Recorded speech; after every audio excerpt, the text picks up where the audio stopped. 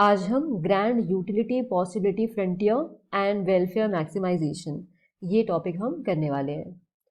तो ये एक ऑल्टरनेटिव अप्रोच है वेलफेयर को देखने का कि वेलफेयर कहाँ पे मैक्सिमाइज होगा। तो हम जानते हैं जो वेलफेयर इकोनॉमिक्स है उसमें सबसे पहला स्टेप पेरेटो के थ्रू लिया गया था। पेरेटो ऑप्टिमैलिटी इंट्रोड्यूस किया गया था और उसके बाद पेरेटो के क्रिटिसिज्म करते हुए कुछ और इकोनॉमिस्ट आगे आए और उन्होंने अपने प्रिंसिपल्स दिए, जिसमें कि एल्डोर है, हिक्स है, स्किटोविस्की है। तो उन्होंने अपने प्रिंसिपल्स दिए। अब ये वाला जो हम पढ़ने वाले हैं grand utility possibility frontier and welfare maximisation, ये इतना पुराना कॉन्सेप्ट नहीं है, ये रिसेंटली डेवलप हुआ है। रिसेंटली से मतलब है 1957 में। इस अप्रोच को इंट्रोड्यूस किया गया था फ्रैंकिस एम बेटर की बुक के अंदर, जो कि थी the simple analytics of welfare maximisation. 1957 में इसको इंट्रोड्यूस किया गया, तो ये इतना पुराना नहीं है। अब ये जो हमारा पूरा कॉन्सेप्ट है ये बेस्ड एक्चुअली पेरेटो ऑप्टिमैलिटी पे ही है। पेरेटो ऑप्टिमैलिटी पे बेस्ड है, साथ में सोशल वेलफेयर फंक्शन पे बेस्ड है। पर एक चीज़ अगर हम देखें, जो पेरेटो ऑप्टिमैलिटी था, जिसको ये नहीं क्लियर है, एक बार पेरेटो वाला जो वीडियो है उसको देख लेना, बिल्कुल समझ आ जाएगा, तो आप कनेक्ट कर पाओगे। तो जो पेरेटो वाला केस था वहाँ पे हमें ऐसे कुछ पॉइंट्स मिल रहे थे जिन पॉइंट्स पे हम देख सकते थे कि वो सारी कंडीशंस फुलफिल हो रही थी जो पेरेटो मानते थे सोशल वेलफेयर के लिए रिक्वायर्ड है, जहाँ पे सोशल वेलफेयर मैक्सिमम हो पाएगा। तो ऐसे कुछ पॉइंट्स थे, पर उन पॉइंट्स में से कौन सा बेस्ट पॉइंट है उसके बारे में पेरेटो ने कुछ नहीं कहा था। तो अब ये जो हम करने वाले हैं, ये वाला जो कॉन्सेप्ट, इसके थ्रू हम वो एग्जैक्ट पॉइंट भी बता पाएंगे, उस एग्जैक्ट पॉइंट को भी लोकेट कर पाएंगे जहाँ पे दो इंडिविजुअल्स का वेलफेयर मैक्सिमम हो रहा हो। तो यहाँ पे कुछ पॉइंट्स नहीं, एक स्पेसिफिक पॉइंट हम पॉइंट आउट कर पाएंगे जहाँ पे वेलफेयर उनका मैक्सिमाइज हो रहा होगा। तो यहाँ पे एक यूनिक सोल्यूशन मिलेगा। इस वजह से ये पेरेटो ऑप्टिमैलिटी वाले सिचुएशन से ज़्यादा बेटर होगा, हालांकि उसी पे बेस्ड है। अब ये हम देख रहे हैं derivation of production possibility frontier. इससे पहले कुछ चीज़ें समझ लेते हैं कि ये जो पूरा कॉन्सेप्ट हम देखेंगे ये कुछ अजम्पशंस पे बेस्ड है। तो उन अजम्पशंस में क्या है, पहला अजम्पशन है कि कुछ हमें एंडाउमेंट्स दी गए हैं। हमें फैक्टर्स के जो दो फैक्टर्स हैं, लेबर है, कैपिटल है, उनके कुछ एंडाउमेंट्स हमारे पास में हैं। इसके अलावा कैपिटल और लेबर जो हमारे पास में अवेलेबल हैं, जो फैक्टर्स हमारे पास में अवेलेबल हैं, वो कम्प्लीटली होमोजीनियस हैं और साथ में परफेक्टली डिविजिबल हैं। यहाँ पे एक चीज़ है कि जो हमारा प्रोडक्शन फंक्शन है वो कांस्टेंट रहता है, प्रोडक्शन फंक्शन कांस्टेंट रहेगा। इसके अलावा जो आइसोक्वांट्स हैं वो कॉन्वेक्स टू ओरिजिन होगा, विच मीन्स हम जानते हैं marginal rate of technical substitution, जो कि हमारा आइसोक्वांट का स्लोप है, वो डिमिनिश होता रहेगा, तभी वो कॉन्वेक्स होता है टू ओरिजिन। इसके अलावा हमारे पास में है कि हमारी सोसाइटी में सिर्फ दो लोग हैं, ए है और बी है, और इनकी जो यूटिलिटी है वो ऑर्डिनल है और साथ में कांस्टेंट है, वो बदलेगा नहीं। और साथ में इंडिफरेंस कर्व जो हमारा है वो भी कॉन्वेक्स टू ओरिजिन है। अब सोशल वेलफेयर कितना हो रहा है ये डिपेंड करेगा इन दोनों इंडिविजुअल्स के बीच में वेलफेयर किस तरह से डिस्ट्रीब्यूट हो रहा है, इस पे डिपेंड करेगा। तो ये कुछ अजम्पशंस हैं और इस पे हमारा ये पूरा कॉन्सेप्ट बेस होगा। अब हम अपने अजम्पशंस को इस डायग्राम से कनेक्ट करते हैं कि कितना यहाँ पे अप्लाई हो रहा है। तो हमारा पहला अजम्पशन हमने क्या देखा था, हमारे पास में जो फैक्टर्स हैं उसकी कुछ गिवन अमाउंट्स हमारे पास में है, कुछ एंडाउमेंट्स हैं, और वो जो फैक्टर्स हैं वो फिक्स्ड हैं। तो ये दो चीज़ हमने देखी। अब उसको हम यहाँ पे देख सकते हैं। तो हमारे पास में जो लेबर है ये फिक्स है, इसी वजह से लेबर के ऊपर हमने बार लगा रखा है, और हमारे पास में कैपिटल है वो भी फिक्स्ड है, इसीलिए उसके ऊपर में भी बार लगा रखा है। तो हमारा पहला अजम्पशन इस तरह से यहाँ पे दिख रहा है हमको।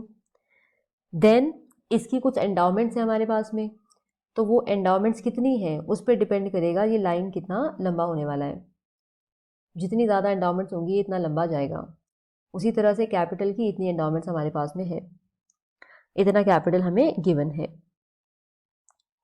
अब क्या हो रहा है, अब हम देख रहे हैं कि इन दो लाइंस पे हम क्लॉथ को देख रहे हैं कि उसका कितना प्रोडक्शन हो पाएगा। जब हम लेबर और कैपिटल की डिफरेंट डिफरेंट क्वांटिटीज़ यूज़ करेंगे तो फिर क्लॉथ का कितना प्रोडक्शन पॉसिबल है, उस हिसाब से आइसोक्वांट बनेगा। तो ये वाला आइसोक्वांट जो हमें दिख रहे हैं, सारे आइसोक्वांट जो दिख रहे हैं जो सीसी वाले हैं, ये सारे आइसोक्वांट्स क्लॉथ से रिलेटेड हैं। ये सारे आइसोक्वांट्स हमारे क्लॉथ से रिलेटेड हैं। अब जो ये वाला हमें दिख रहा है, ये फूड का हमें शो करेगा प्रोडक्शन कितना पॉसिबल है जब हम लेबर और कैपिटल की डिफरेंट क्वांटिटीज़ को यूज़ करेंगे। तो अब हमें इसके आइसोक्वांट्स दिखेंगे, एफ वाले आइसोक्वांट्स हैं। तो एक हमारा ये दिखा, इसके बाद ऐसे आगे जाता जाएगा। तो अब हम देख सकते हैं, हमको पता है जो आइसोक्वांट जितना ऊपर होगा, सबसे ऊपर वाले आइसोक्वांट पे प्रोडक्शन सबसे ज़्यादा होगा। तो क्लॉथ के केस में अगर हम देखें तो सबसे नीचे वाला ये है आइसोक्वांट और सबसे ऊपर वाला ये है। तो हम देखेंगे क्योंकि यहाँ पे इस वाले केस में क्लॉथ के लिए कैपिटल और लेबर कम यूज़ किया गया है, तो प्रोडक्शन भी यहाँ पे सबसे कम है और यहाँ पे हाईएस्ट प्रोडक्शन हो सकेगा। सबसे ज़्यादा प्रोडक्शन इस वाले आइसोक्वांट पे होगा और सबसे कम प्रोडक्शन इस वाले आइसोक्वांट पे होगा। उसी तरह से अगर हम इन दोनों पे फोकस करें तो फूड का प्रोडक्शन किस तरह से हो सकता है, कितना लेबर और कितना कैपिटल यूज़ होगा। तो फूड का प्रोडक्शन हम देखेंगे सबसे कम इस वाले आइसोक्वांट पे होगा और सबसे ज़्यादा इस वाले आइसोक्वांट पे होगा, है ना। ये सबसे ऊपर वाला आइसोक्वांट है तो इस पर प्रोडक्शन सबसे ज़्यादा होगा क्योंकि लेबर और कैपिटल की क्वांटिटीज़ वहाँ पे सबसे ज़्यादा यूज़ हो रही हैं। इतना कैपिटल यूज़ हो रहा है और इतना सारा लेबर यूज़ हो रहा है। अब हम और क्या देख सकते हैं, तो ये हमारा क्लॉथ वाला आइसोक्वांट और ये हमारा फूड वाला आइसोक्वांट, जहाँ पे ये एक दूसरे के टेंजेंट है। उसी तरह से यहाँ देख लो, तो ये दोनों टेंजेंट्स हो रहे हैं। फूड का आइसोक्वांट और हमारे क्लॉथ का आइसोक्वांट हम देख सकते हैं Q1 पे, Q2 पे, Q3 पे, Q4 पे और Q5 पे, इस पे टेंजेंट हो रहे हैं। तो इसका मतलब क्या होगा, इसका मतलब इन दोनों आइसोक्वांट का जो स्लोप है इन पॉइंट्स पे सेम है।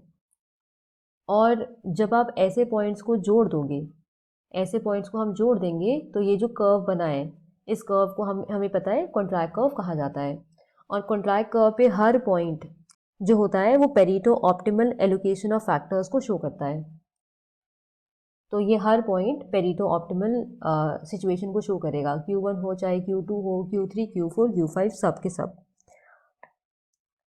तो ये सारे जितने भी पॉइंट्स हैं, चाहे Q1 है, Q2 है, Q3 है, Q4 है या Q5 है, ये सब के सब शो कर रहे हैं पेरेटो ऑप्टिमल कंडीशन को। अब यहाँ पे हो क्या रहा है, यहाँ पे marginal rate of technical substitution, जो कि हमको पता है स्लोप होता है आइसोक्वांट का, वो सेम है, तभी ये टेंजेंट है ना। दोनों आइसोक्वांट्स का टेंजेंट होने का मतलब है दोनों बराबर है। तो आइसोक्वांट का स्लोप ही होता है MRTS, that is marginal rate of technical substitution. तो इन सारे पॉइंट पे वो सेम है। अब इसको यूज करके हम किस तरह से प्रोडक्शन पॉसिबिलिटी फ्रंटियर बना सकते हैं,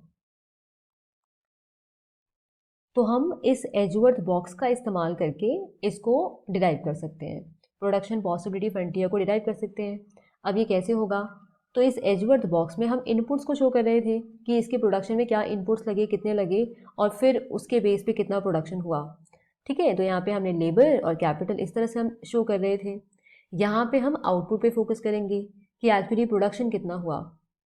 तो हमने इस Q1 पॉइंट, ये Q1 पॉइंट पे फूड का कितना प्रोडक्शन हुआ है और क्लॉथ का कितना प्रोडक्शन हुआ है, उसको हम यहाँ पे शो कर रहे हैं। तो हम देख सकते हैं इस Q1 पॉइंट पे जो हमारा इंडिफरेंस कर्व क्लॉथ वाला है वो हाईएस्ट है। क्लॉथ वाला इंडिफरेंस कर्व हमारा हाईएस्ट है, यानी क्लॉथ का प्रोडक्शन सबसे ज़्यादा हो रहा है। तो इस वजह से हम यहाँ देख सकते हैं क्लॉथ का प्रोडक्शन कितना है, इतना ज़्यादा है और फूड काफ़ी कम प्रोड्यूस हो रहा है। उसी तरह से अब इस पॉइंट को देखें तो Q2 पॉइंट को, तो हम देख रहे हैं यहाँ पे क्लॉथ का प्रोडक्शन कंपैरेटिवली कम है, और फूड का प्रोडक्शन अगर इससे कंपेयर करें तो ज़्यादा है, इससे ज़्यादा है। क्योंकि फूड वाला केस हमने क्या देखा था, जितना आप पास हो उतना कम प्रोडक्शन है, फूड का प्रोडक्शन इस वाले पे सबसे ज़्यादा होगा। सही है, तो ऐसा होता चला जाएगा। तो Q2 को हम ऐसे शो कर रहे हैं जहाँ पे फूड का प्रोडक्शन ज़्यादा है पहले वाले के कंपैरिजन में, और क्लॉथ का प्रोडक्शन कम है। इस तरह से हम सारे पॉइंट्स को लोकेट कर देंगे। तो ये सारे पॉइंट्स को लोकेट कर दिया जाएगा और हमारा प्रोडक्शन पॉसिबिलिटी फ्रंटियर रेडी हो जाएगा। अब ये पॉइंट्स क्या शो कर रहे हैं, ये जो हमारे प्रोडक्शन पॉसिबिलिटी कर्व पे नहीं है। तो हम जानते हैं प्रोडक्शन पॉसिबिलिटी कर्व पे वो सारे पॉइंट्स होते हैं जहाँ पे हमारे पास में जितने भी रिसोर्सेज अवेलेबल हैं और जो भी टेक्नोलॉजी अवेलेबल है उसका पूरा पूरा इस्तेमाल, मोस्ट एफिशिएंटली उसका इस्तेमाल किया जा रहा है। तो अब ये H वो वाला पॉइंट है जो हमारे लिए अनअटेनेबल है, इसको हम रीच नहीं कर सकते क्योंकि हमारे पास में रिसोर्सेज कम अवेलेबल है, या तो हम बोले हमारे पास में टेक्नोलॉजी उतनी एडवांस नहीं है। तो जो पॉइंट हमारे प्रोडक्शन पॉसिबिलिटी कर्व के ऊपर कहीं पे भी हो वो सारे पॉइंट्स अनअटेनेबल होंगे, उसको हम रीच नहीं कर पाएंगे। और प्रोडक्शन पॉसिबिलिटी कर्व के अंदर कहीं भी अगर कोई पॉइंट हो तो वो पॉइंट शो करता है कि हम अपने रिसोर्सेज का और अपनी टेक्नोलॉजी का बेस्ट इस्तेमाल नहीं कर रहे हैं। तो ये अटेनेबल डेफिनेटली है, बट यहाँ पे रिसोर्स का बेस्ट इस्तेमाल नहीं हो रहा है, जबकि प्रोडक्शन पॉसिबिलिटी कर्व पे हर पॉइंट पे बेस्ट इस्तेमाल हो रहा है। अब हमारा नेक्स्ट स्टेप होगा कि हमारा प्रोडक्शन पॉसिबिलिटी फ्रंटियर तो आ चुका है, इसका इस्तेमाल करके हम यूटिलिटी पॉसिबिलिटी कर्व को निकालें। तो अब हमें इसके लिए क्या करना पड़ेगा, हमने अभी जो जो प्रोडक्शन पॉसिबिलिटी कर्व हमने डिराइव किया, यानी टी डैश, ये हमको दिख रहा है, ये हमने डिराइव किया। अब हम यहाँ पे Q3 को कंसिडर कर रहे हैं। तो हम ऐसा मान रहे हैं कि आउटपुट हमारा क्लॉथ का इतना है, ये हमारा क्लॉथ का आउटपुट शो हो रहा है, और मान लेते हैं इतना आउटपुट हमारा फूड का है, ये हमारा फूड का आउटपुट है। तो हम मान रहे हैं हमारी सोसाइटी में दो ही लोग हैं, हमने देखा था हमारा अजम्पशन। तो हमारा ए इंसान यहाँ पे है और ये हमारा बी शो हो रहा है। तो अब क्या होगा, इनका इंडिफरेंस कर्व हम देख सकते हैं। तो बी जो है ये उसका इंडिफरेंस कर्व है। तो जितना हायर इंडिफरेंस कर्व होगा उतना ज़्यादा लेवल ऑफ सेटिस्फैक्शन होगा, हम जानते हैं। तो बी के इंडिफरेंस कर्व हमको दिख रहा है, एक तो ये है, दूसरा ये वाला है, तीसरा ये है, और सबसे हाईएस्ट जो है वो हमारा ये वाला है। तो बी को सबसे ज़्यादा सेटिस्फैक्शन इसमें मिलेगा क्योंकि इसमें क्वांटिटीज़ उसे दोनों गुड्स की ज़्यादा मिलेंगी। उसी तरह से जो ए हमारा है, ए हमारा यहाँ पे है, तो उसका हाईएस्ट इंडिफरेंस कर्व कहाँ पे है, ये वाला है, तो उसको सबसे ज़्यादा सेटिस्फैक्शन यहाँ पे मिलेगा। अब हम क्या कर सकते हैं, अब हम एक काम करते हैं कि हम हमारा जो प्रोडक्शन पॉसिबिलिटी कर्व है उस पे हमने क्या करा, टेंजेंट ड्रॉ कर दिया अपने Q3 पॉइंट पे। इस Q3 पॉइंट पे हमने टेंजेंट ड्रॉ कर दिया जो कि शो करेगा स्लोप, हमारे प्रोडक्शन पॉसिबिलिटी कर्व के स्लोप को शो करेगा। तो हमारा प्रोडक्शन पॉसिबिलिटी कर्व जो होता है उसका स्लोप हम जानते हैं MRT होता है, मार्जिनल रेट ऑफ ट्रांसफॉर्मेशन होता है। अब हमने क्या किया, हमने ऑब्जर्व किया कि इन सारे टेंजेंसी पॉइंट्स में से अगर हम इसका टेंजेंट बनाएं तो हम देख रहे हैं ये वाला टेंजेंट यानी के और दूसरा टी, ये दोनों जो है ये एक दूसरे के पैरेलल है। तो इसका मतलब होगा इन दोनों का जो स्लोप है बराबर होगा। तो हम जानते हैं हमारे पीपीसी का स्लोप क्या है, वो तो है MRT, marginal rate of transformation. और जो हमारा ये के है, ये टेंजेंट किसका है, ये R2 पॉइंट का है, और यहाँ पे हम इनडिफरेंस कर्व जो है उसको शो कर रहे हैं। तो इनडिफरेंस कर्व्स का स्लोप क्या होता है, MRS, that is marginal rate of transformation. तो अगर इन दोनों के टेंजेंट्स हम देख रहे हैं पैरेलल है, तो इसका मतलब है R2 पॉइंट जो है उस पे MRS ए का, MRS बी का, और साथ में MRT, ये तीनों बराबर हो जाएंगे। तो ये पॉइंट हमारा जो है वो पेरेटो ऑप्टिमैलिटी कंडीशन जो है उसको फुलफिल करता हुआ दिख रहा है। अब हम इसको यूज़ करके यूटिलिटी पॉसिबिलिटी कर्व को ड्रॉ कर सकते हैं। तो अब हम ये कैसे करेंगे? यहाँ पे हम बी की यूटिलिटी शो कर रहे हैं, यहाँ पे हम ए की यूटिलिटी शो कर रहे हैं। तो अगर हम एक एक पॉइंट को कंसिडर करें तो हम देखते हैं ये जो R1 पॉइंट है यहाँ पे क्या हो रहा है। R1 पॉइंट पे हम देखते हैं जो हमारा B है उसका हाईएस्ट इंडिफरेंस कर्व है, तो यानी B की यूटिलिटी हाईएस्ट होगी। तो इन पॉइंट्स में हम देखेंगे सबसे ज़्यादा B की यूटिलिटी कहाँ पे है, यहाँ पे है। तो इस R1 पॉइंट पे B की यूटिलिटी हाईएस्ट और A की लोवेस्ट, क्योंकि A का इंडिफरेंस कर्व ये रहा जो उसके सबसे पास है। जितना ऊपर होगा उतना ज़्यादा उसका सेटिस्फैक्शन होगा। फिर हमने ऐसे R2 पे फोकस किया तो R2 पे B की यूटिलिटी घट गई है, A की बढ़ गई है, यानी सेटिस्फैक्शन में चेंजेस आ गए। R3 पे इसका सेटिस्फैक्शन कम हो गया, इसका बढ़ गया, इस तरह से होता गया। तो ये सारे पॉइंट्स हमको इस तरह से मिल गए, हमने इनको ज्वाइन किया और हमको मिल गया यूटिलिटी पॉसिबिलिटी कर्व। और एक चीज़ और है जो हमको ध्यान रखनी चाहिए, वो ये है कि हमारा जो ये लाइन दिख रहा है जो सारे टेंजेंट पॉइंट्स को जोड़ रहा है, टेंजेंसी पॉइंट्स को जोड़ रहा है, तो हमारा लाइन क्या है, OA O3। ये जो कर्व है इस कर्व को हम एक्सचेंज कॉन्ट्रैक्ट कर्व कहते हैं। अब हम देख सकते हैं कि ग्रैंड यूटिलिटी पॉसिबिलिटी फ्रंटियर को किस तरह से डिराइव किया जा सकता है। तो हम इस डायग्राम में देख सकते हैं कि यहाँ पे दो यूटिलिटी पॉसिबिलिटी कर्व गिवन है। एक हमारा ये दिख रहा है हमको IU, एक ये वाला यूटिलिटी पॉसिबिलिटी कर्व है हमारा, और दूसरा हमारा यूटिलिटी पॉसिबिलिटी कर्व है that is I dash and U dash. तो ये वाला है। तो हमारे दो यूटिलिटी पॉसिबिलिटी कर्व्स हैं। अब इस IV पे हम एक पॉइंट देख रहे हैं P-2, तो ये पॉइंट, और हमारे I डैश U डैश पे हम देख रहे हैं R-2। तो ये दो जो पॉइंट्स हैं, ये दो पॉइंट्स शो कर रहे हैं उस सिचुएशन को, ये उस सिचुएशन को शो कर रहे हैं जहाँ पे मार्जिनल रेट ऑफ सब्स्टिट्यूशन बराबर है मार्जिनल रेट ऑफ, जहाँ पे मार्जिनल रेट ऑफ ट्रांसफॉर्मेशन बराबर है subjective marginal rate of substitution के। तो इन दोनों पॉइंट्स पे ये हमारा जो कंडीशन है ये सेटिस्फाई हो रहा है। अब जो हमारा ग्रैंड यूटिलिटी पॉसिबिलिटी फ्रंटियर होता है वो ऐसे वाले पॉइंट्स को जोड़ता है जिन पॉइंट्स पे ये कंडीशंस फुलफिल हो रहा हो। तो ये कर्व हमारा यहाँ से कुछ आ रहा है, इस पॉइंट पे टच किया एंड देन इसको भी वो ज्वाइन करेगा। तो वो ऐसे सारे पॉइंट्स को ज्वाइन करता है जहाँ पे ये कंडीशन हमारी फुलफिल हो, यानी जहाँ पे मार्जिनल रेट ऑफ ट्रांसफॉर्मेशन और subjective marginal rate of substitution बराबर हो, और इन दोनों कर्व्स पे, इन्हीं दोनों पॉइंट्स पे ऐसा हो रहा है। तो इस तरह से हम अपना ग्रैंड यूटिलिटी पॉसिबिलिटी फ्रंटियर को निकाल सकते हैं। अब इन दोनों पॉइंट्स पे जो हमारे पेरेटो ऑप्टिमल कंडीशंस थी वो सारी कंडीशंस फुलफिल होती हैं। फैक्टर सब्स्टिट्यूशन वाली, एक्सचेंज वाली, प्रोडक्शन वाली सारी कंडीशंस यहाँ पे फुलफिल होती है। इस ग्रैंड यूटिलिटी पॉसिबिलिटी कर्व पे जितने भी पॉइंट्स हैं उन सब पॉइंट्स पे ये सारी कंडीशन फुलफिल होती है। तो यहाँ पे हमारा जो ग्रैंड यूटिलिटी पॉसिबिलिटी फ्रंटियर है वो क्या है, V डैश। ठीक है, तो ये जो थिक लाइन हमें दिख रही है ये वाली लाइन है, ये पूरा हमारा ग्रैंड यूटिलिटी पॉसिबिलिटी फ्रंटियर है।